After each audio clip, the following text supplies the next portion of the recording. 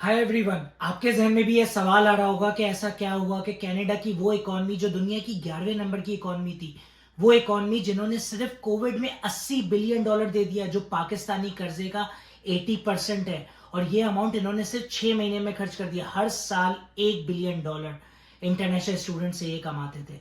इसके अलावा इनके पास मिनरल रिसोर्सेज, दुनिया की सबसे ज्यादा वाटर रिसोर्स, फ्रेश वाटर। इसके अलावा जितनी भी इंडस्ट्रीज है, चाहे आपकी इलेक्ट्रॉनिक इंडस्ट्री हो गई, इलेक्ट्रॉनिक इंडस्ट्री मादनियात हो गई, मिनरल्स हो गए, ये तमाम रिसोर्सेज इनके पास मौजूद थी। आबादी सिर्फ 4 करोड़, एरिया वाइज दुनिया का दूसरा बड़ा मुल्क। ऐसा क्या हुआ कि इसकी इकोनॉमी कोलैप्स करने लगी? वो कनाडा जिसे लोग अपना सेकंड होम बोलते थे, जिसे पाकिस्तानी इंडियंस कहते थे कि ये हमारी ड्रीम डेस्टिनेशन है, यहाँ आके तो हम दुनिया में हर कुछ अचीव कर लेंगे। ऐसा क्या हुआ कि सब कह रहे हैं भाग कनाडा से भाग, और लोग हाथ जोड़ जोड़ के कह रहे हैं कि आप कनाडा मत आना। कनाडा वैसा नहीं रहा। लोग 10-10 महीने, साल साल, 1.5-1.5 साल से जॉबलेस है। अनएम्प्लॉयमेंट अपनी हाईएस्ट पीक को पहुंच चुकी है। कैनेडियन गवर्नमेंट रोज एक रिस्ट्रिक्शंस ला रही है कि अब हम इंटरनेशनल स्टूडेंट्स हो, वर्क परमिट हो या पीआर हो, हम नहीं देना चाहते, हम और लोग नहीं बुला सकते। ऐसा क्या हुआ कि इनकी इकोनॉमी जो है वो वेंटिलेटर पे जा पहुंची? क्या हो गया कि इनका मुल्क जो है कोविड-19 के बाद रिकवर ही नहीं कर पा रहा? अगर ये तमाम रीजन जानना चाहते हो तो ये वीडियो को एंड तक जरूर देखना। इस वीडियो को एंड तक देखोगे तो ये तमाम रीजन पता चल जाएंगे। मार्क मिलर जो कनाडा के इमिग्रेशन मिनिस्टर है, उन्होंने 12 नवंबर 2024 को एक वीडियो जारी की और उन्होंने इंटरव्यू में तमाम क्वेश्चंस का आंसर किया कि इंटरनेशनल स्टूडेंट जो असाइलम फाइल कर रहे हैं या जो रेफ्यूजी क्लेम डाल रहे हैं, क्या हम उनको रेफ्यूजी देंगे? क्या पीआर के पॉइंट्स कम होंगे? क्या इंटरनेशनल स्टूडेंट की जो स्टूडेंट डायरेक्ट स्ट्रीम बंद हुई है उसका क्या इम्पैक्ट पड़ेगा? क्या हम इंडिया, पाकिस्तान, चाइना यहाँ से स्टूडेंट्स लाना चाहते हैं? स्पेसिफिकली इन तमाम सवालात का जवाब। वर्क परमिट होल्डर्स के लिए क्या पॉलिसीज होगी, एलएमआईए की क्या पॉलिसीज होगी, ये तमाम चीजें इस वीडियो में आज हम डिटेल में डिस्कस करेंगे। और ये बातें मैं नहीं कह रहा, ये बातें मार्क मिलर कह रहे हैं, जो कैनेडियन इमिग्रेशन मिनिस्टर है, जिन्होंने कल लेटेस्ट इंटरव्यू दिया है 12 नवंबर 2024 को। इसीलिए इस वीडियो को अब शुरू करते हैं। इस वीडियो को शुरू करने से पहले मैं बताना चाहता हूं कि हमने एक कंपटीशन लॉन्च किया है, और अगर आप हमारी वीडियोस पे कमेंट्स करेंगे तो हम रैंडमली हर वीडियो में एक नए इंडिविजुअल को चुनेंगे और उस इंडिविजुअल के साथ मैं 30 मिनट फ्री काउंसलिंग सेशन करूंगा। उसको मैं बताऊंगा कि कनाडा उसके लिए ठीक है नहीं है, अगर है तो उसके लिए कौन सी ऑप्शंस बेटर है, ये तमाम चीजें। और कनाडा से रिलेटेड या इसके अलावा अगर डेटा साइंस से रिलेटेड भी कोई क्वेश्चंस है तो आप पूछ सकते हैं। 30 मिनट फ्री काउंसलिंग ऑफर करूंगा मैं अपने फॉलोअर्स को। आप मुझे सब्सक्राइब करें, सब्सक्राइब करने के बाद स्क्रीनशॉट आपसे हम मांगेंगे। उसके अलावा हम रैंडमली जो है आपको चेक करेंगे। रैंडमली हम क्या चेक करेंगे? हम रैंडमली ये चेक करेंगे कि आपने हमारी वीडियोस पे कमेंट्स किए कि नहीं। अगर आप कमेंट करेंगे तो लकी ड्रॉ के थ्रू हम एक यूजर को चुनेंगे। तो आए वीडियो की शुरू करते हैं। जब इस वीडियो को शुरू करूंगा तो सबसे पहले बताएंगे कनाडा की इकोनॉमी ऐसे हुई कैसे। कनाडा की इकोनॉमी जो कोलैप्स हुई ना, कनाडा की इकोनॉमी कोलैप्स होने का एक मेजर रीजन है। मेजर रीजन ये, जब कोविड-19 आया तो कनाडा जो है अपने लोगों को बैठ के खिलाने लगा। कनाडा ने ये सोचा कि मैं जो है अपने हेल्थ केयर सिस्टम पे बोझ नहीं डालना चाहता, और क्योंकि हमारे यहाँ पब्लिक हेल्थ केयर है तो हमें गवर्नमेंट को सबको हेल्थ केयर प्रोवाइड करनी पड़ेगी, और इतनी रिसोर्स हमारे पास है नहीं।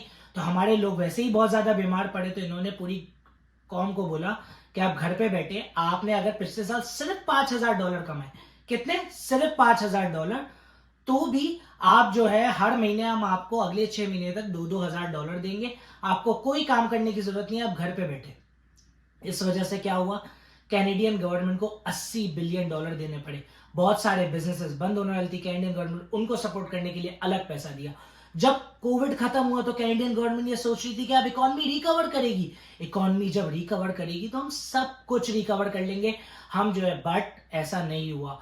दुनिया में गूगल ने, Amazon, माइक्रोसॉफ्ट, इन तमाम बड़ी कंपनीज ने मैसिव लेऑफ्स किए। इसकी वजह से जब यूएस में लेऑफ्स हुए तो कनाडा पे इंपैक्ट आया, क्योंकि यूएस कनाडा बहुत करीब है और इनकी इकोनॉमीज नॉर्थ अमेरिका में बहुत सिंक्रोनाइज्ड है।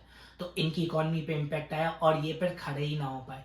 अब जो मार्क मिलर है उन्होंने कुछ स्टेटमेंट दी। उनसे पहला सवाल ये पूछा गया कि इंटरनेशनल स्टूडेंट की आपने स्टूडेंट डायरेक्ट स्ट्रीम बंद कर दी, तो आपने जो स्टूडेंट डायरेक्ट स्ट्रीम, इतनी बड़ी स्ट्रीम आपने जो बंद कर दी, अब इंटरनेशनल स्टूडेंट जो पाकिस्तान, इंडिया, चाइना और वो 14-15 कंट्रीज ने फास्टर प्रोसेसिंग दी जाती थी और उनके वीजा परसेंटेज जो है 80-90% चांस था कि वो एक बहुत सिंपल प्रोसेस से इजीली आ जाएंगे, वो अब नहीं आ पाएंगे। तो ऐसा आपने क्यों किया, क्या इसका इम्पैक्ट होगा? तो उन्होंने बोला हम इक्वल अपॉर्चुनिटी देना चाहते हैं, हम इन कंट्रीज से इतने ज्यादा लोग नहीं चाहते, हम अपनी कंट्री में डाइवर्सिटी चाहते हैं। इसका क्लियर मतलब ये है कि ये हमारी कंट्रीज को रिस्ट्रिक्ट करना चाहते हैं और ये दुनिया की तमाम कंट्रीज, बाकी कंट्रीज से लोगों को लाना चाहते हैं ताकि कनाडा में डाइवर्सिटी मेंटेन रहे। पहला तो ये हो गया। ये स्ट्रीम जो है 2018 में लॉन्च की गई थी, बट अभी इसे रिसेंटली 8 नवंबर 2024 को बंद कर दिया गया। इसके बाद उनसे दूसरा सवाल पूछा गया कि बहुत सारे इंटरनेशनल स्टूडेंट जो है वो अपने पोस्ट ग्रेजुएट वर्क परमिट पे और उन्हें पीआर नहीं मिल रही, और ये तो कनाडा लोग यही सोच के आते हैं कि उन्हें पीआर मिलेगी। तो उन्होंने बोला भाई, जब आप कनाडा में स्टूडेंट वीजा अप्लाई करते हो तो अपनी स्टेटमेंट में लिखते हो कि हम कनाडा सिर्फ पढ़ने आ रहे हैं, हम पीआर नहीं लेना चाहते। आपकी इंटेंशन उस वक्त क्लियर थी, आपने लिख के दिया था।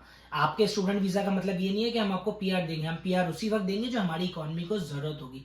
अभी हमारी इकोनॉमी को कैनेडियन वर्कर्स की जरूरत है, हम इंटरनेशनल स्टूडेंट्स अफोर्ड नहीं कर सकते। इसलिए इंटरनेशनल स्टूडेंट का जो पोस्ट ग्रेजुएट वर्क परमिट है, जो स्टडी के बाद आपको 2 या 3 साल का मिलता है, वो बहुत सारों का एक्सपायर हो रहा है। तो पूरे कैनेडा वाइड प्रोटेस्ट हो रहे हैं, स्टूडेंट्स कह रहे हैं हमारे पोस्ट ग्रेजुएट वर्क परमिट बढ़ा दो या हमें पीआर के लिए कोई आसान रास्ता बता दो। कैनेडियन इमिग्रेशन मिनिस्टर ने बोला ऐसा तो नहीं होने वाला, हम जो है आपके पोस्ट ग्रेजुएट वर्क परमिट्स में एक्सटेंशन नहीं देंगे। इसका मतलब अगर आपको टफ डिसीजन लेना है, आप अपने मुल्क वापस चले जाए, आप यहाँ पढ़ने आए थे, हमने आपको अच्छी एजुकेशन दे दी, बट सॉरी टू से हमें अपने कैनेडियन वर्कर्स जो घर पे बैठे हुए जिन्हें जॉब्स नहीं मिल रही, हम उन्हें सपोर्ट करें। इसके अलावा जितने भी टेम्पररी और फॉरेन वर्कर्स हैं उन्हें भी कैनेडियन गवर्नमेंट ने कह दिया कि अगर आप लो वेज फॉरेन वर्कर है और अगर आप इन 5 कैटेगरीज में नहीं है, कौन सी कैटेगरीज? हेल्थ केयर हो गया, आपकी आईटी इंडस्ट्री हो गई, आईटी इंडस्ट्री के अलावा आपकी जो है कंस्ट्रक्शन हो गई, फूड बिजनेसेस हो गया, एग्रीकल्चर हो गया, अगर आप इन इंडस्ट्रीज या ट्रेड स्किल्स में नहीं है तो सॉरी टू से हम जो है आपको एलएमआईए और जो फॉरेन वर्कर्स को जो टेम्परेरी रेजिडेंट वीजाज होते हैं वो अब हम नहीं देंगे।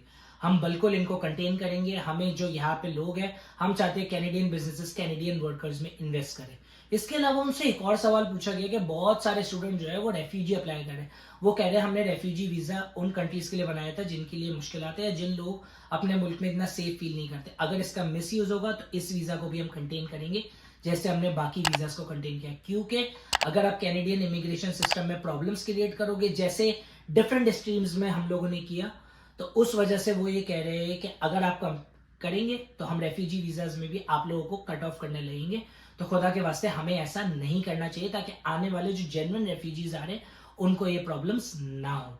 बट इंटरनेशनल स्टूडेंट भी क्या करे, उसने 40-50 हज़ार डॉलर या किसी ने $1,00,000 दिया हुआ है, वो भी चाहता है कि उसकी इमिग्रेशन हो जाए।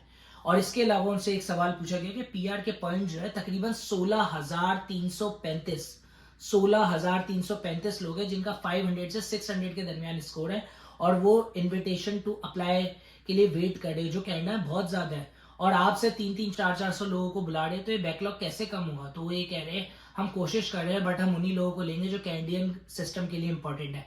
हम अपनी इकोनॉमी, अपने लोग, अपने कैनेडियंस को सबसे ऊपर रखते हैं। इसकी एक मेजर वजह ये भी हो सकती है कि कनाडा में 2025 में इलेक्शंस आ रहे हैं और कंजर्वेटिव की गवर्नमेंट हमेशा से मशहूर है वीजा कंटेन करने में। तो हो सकता है कि लिबरल्स अपना पॉइंट ऑफ व्यू चेंज कर रहे हैं और कैनेडियंस और सबको ये बता रहे कि हम आपके लिए कितने अच्छे हैं, हम आपके लिए इंटरनेशनल स्टूडेंट नहीं ला रहे, इकोनॉमी को प्रॉब्लम्स हो रही है। इवन तमाम यूनिवर्सिटीज ने गवर्नमेंट को लिखा है कि हमें $1 बिलियन का लॉस होगा इंटरनेशनल स्टूडेंट नहीं आएंगे। कैनेडियन गवर्नमेंट ने कहा हमें अपने कैनेडियन वर्कर्स को जॉब पे वापस लाना है, यही हमारी प्रायोरिटी है। आई होप आपको ये वीडियो पसंद आई होगी। जो हमारा कंपटीशन है वो जरूर याद रखिएगा, नीचे कमेंट करें, हम रैंडमली एक बंदे को सिलेक्ट करेंगे और उसके साथ फ्री 30 मिनट काउंसलिंग सेशन करेंगे। और इस तरह की अमेजिंग वीडियोस के लिए चैनल को सब्सक्राइब जरूर कर लें। Thank you very much.